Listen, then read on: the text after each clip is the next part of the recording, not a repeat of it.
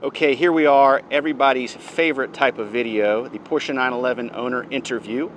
Here we have my friend Rafa and his 1990 Porsche 911 964 C4 in Guards Red, and he was kind enough to agree to talk to us about this car. This car is actually currently available for sale. And the reason is because this guy right here bought my 95 993.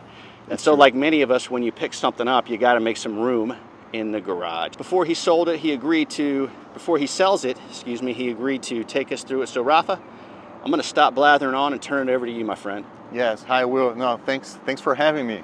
Super excited about this. This car actually I bought almost 4 years ago. Not my first Porsche. This is my second one. I started my story with the brand from Stuttgart back in 2017. I was turning 40 at that time and wanted to get into one.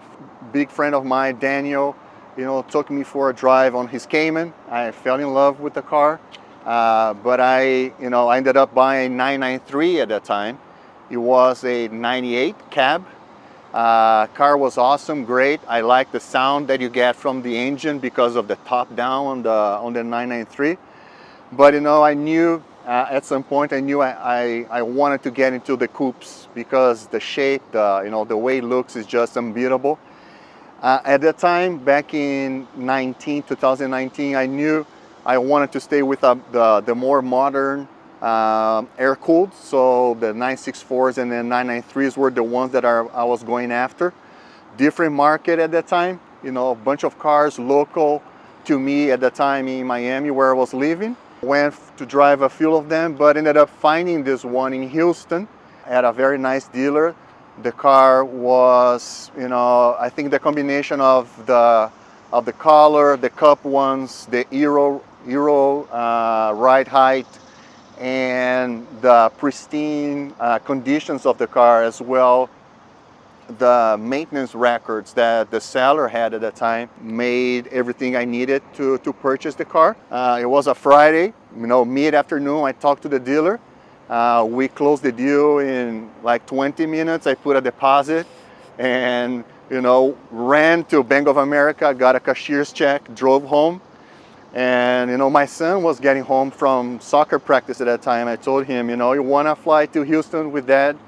And we drive the car home, and he was in for it. He was down for it. And to make the long story short, we made from Houston to Miami over the weekend, with a stop in New Orleans and then sleep in Tallahassee. And that's how we got the car. The car at the time when we bought it had 87,000 miles. And the previous owner, besides taking really good care of the car, he had the engine out to be disassembled down to the block and machine it, and with all the new seals and stuff like that. So it was the best way to treat that engine after that service was that long drive steady from Houston to Florida. And that's, we got the car. Mechanic, obviously, when he heard the story of driving all those miles back home, he knew the car was in good condition. Nothing much happened to the car, for a good 2 years, 2 years and a half. And that's when we got a few things done. First was the previous owner had a straight pipe, a cat delete, and also a straight pipe for the primary muffler and the stock secondary muffler.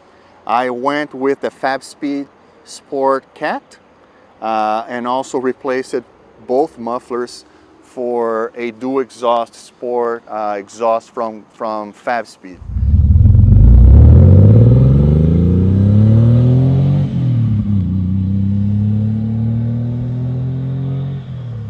Obviously, on the C4s, you only have one outlet, so we had to make this change to the bumper.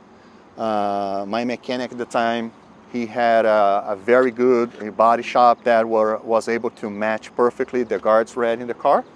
I love the way, you know, the two outlets look because of the symmetry, and I think it's perfect to this car. You know, this car came with the Stevie Wong chip. The cup ones were re-powder coated 2 years ago when we got new tires on the rear, and you know, a couple of months ago I got new tires on the front. Brakes were done right before I bought the car. The car came without the heat shields for the engine. A lot of people were taking those out because of fear of the car overheating. I decided to go back to stock, so I bought all the, you know, the heat shields around the engine and under the engine as well, so it's all in the car. We got, you know, then what was done recently, you know, a couple of years ago, was new alternator, new fan, new pulleys, all the nuts and bolts around that system is new. We got RS engine mounts. We got new bushings all around. The car has new AC compressor, you know, to beat the, you know, the Florida weather, but also, you know, summer in North Carolina. It's not that, you know, it's not that different, you know, it's quite hot in here. I think that's it. I think that's, you know, the car. I love the C4. That's what I wanted to ask you Yeah. about is, you know, the C4 is kind of maligned. Hmm. You know, everybody wants to chase the C2. Yeah. I think this car, I mean, clearly you're a no expense spared kind of owner.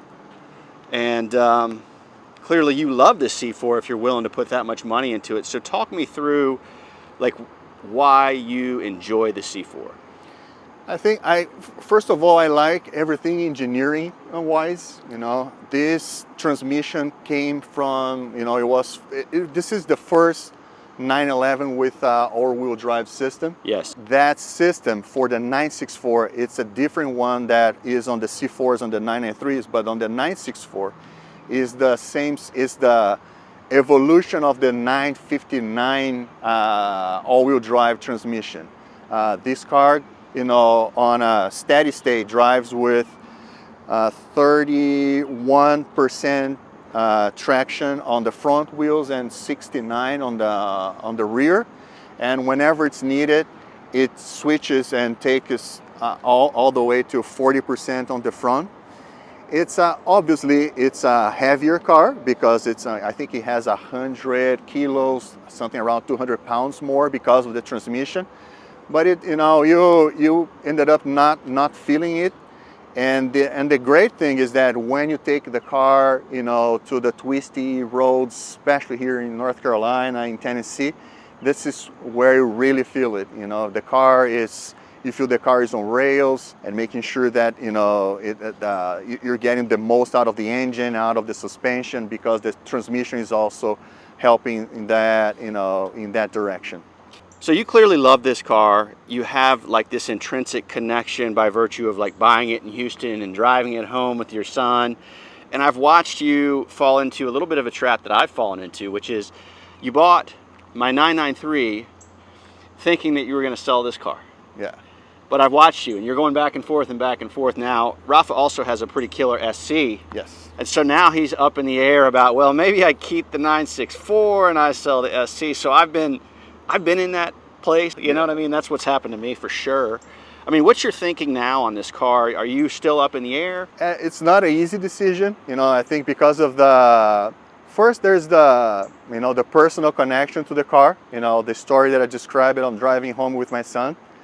The car, I thought it was going to be close enough to the 993. Obviously, inside the car, you almost feel that you're in the same car. Yeah, that was my experience with my 964. You Yeah. get in, it's surreal, but then you see the upright headlights over the hood, which is kind of a weird Exactly. thing. Then you start getting, you know, this is not the same car. And then the way it sounds, the 993 sounds killer, you know. It's a lot. The sound of the 993 is a lot more aggressive than this one. That's because the guy who built that 993 knew what he was doing. Yeah. Sorry to cut you off. Go ahead. No problem. But I feel that, you know, the one thing that you know, these modern air-cooled are cars that are working, and obviously you need to put the money to, you know, to keep them like that, but it's a no-brainer. You want to go for a drive and the car's there, and you know, it's comfortable, it's safe, it has you know, the best in the world to offer when you want to get into an air-cooled experience. The fact that it's a C4, you know, makes it very different from the 93 C2. So, you know, best way for you to understand the car is if you take it for a drive. Okay, Rafa, first of all, thank you for letting me drive this car. It's been a while since I've been in a 964 driving, and never have I driven a C4. So what I thought I'd do is just kind of talk through my experience driving this car. So this does take me back. It's like 993 here, but G-body out there with the upright headlights. And so I always found that to be a little bit surreal. This car is very confidence-inspiring. It feels heavy like my C2, but not in a bad way. You know what I mean? It feels planted. It feels confidence-inspiring. Right now, like, is it in full two-wheel drive, or could you remind me or take me back through how the C4 works, the all-wheel drive actually works? So it's always on all-wheel drive. Okay. And the standard driving ratio is 69 on the rear wheels, okay, and then 31 on the front. And then depending on, you know, if you get to a slippery condition, you know, mud, snow, or even taking a turn, and you know, the differentials realizes that the car is losing some grip, then it changes that ratio to 40, if I'm not mistaken, 40 on the front, all the way to 40 on the front, and then 60 on the rear. So it's not that it takes away any of the, you know, takes away the driving on the rear. It just reshifts, so the front wheels can help the car to, you know, to get in the right trajectory in the turn. Well, clearly, I mean, we're on pretty straight roads, and yeah, we got some twisties here in central North Carolina, but you know, where we go to drive is up in western North Carolina, which is like switchbacks and, you know, pretty significant ascents and descents. You've taken this car up there. Tell me about the experience of the front wheel drive really starting to pull you through twisties. Yeah, I think to me that's where, you know, that transmission really comes alive, because I took two cars to West North Carolina, a 996 C4S and this one as well, and to me, and the SC. But what you feel with the four-wheel drive is that once the car, you know, you are really, you know, pushing it on the turns, you do feel the front wheels grabbing the front of the car and preventing any, you know, any oversteering or understeering, and really help. It does feel that the car is helping you make the turns. So did your buddies give you a hard time and say you were cheating? Oh, that was exactly what I heard from one of my friends. Yeah. When we were in Virginia, now in May, and I was driving with Trey, and that's exactly what he told me. Hey man, Rafa, now you're cheating, you know, why you brought this? Because the last drive I did with him with Frolings, I had the SC. Okay. He's a great dude, by the way, Trey. He is. He's an awesome guy. Well, I can say, I mean, this car feels confident. I'm doing 70 right now. I mean, it's not like it feels iffy. I like it, man. And I don't see the big deal of C4 versus C2 based on my driving experience. Again, I don't want to beat this horse dead, but I've owned a C2 964, and I mean, this is just as good.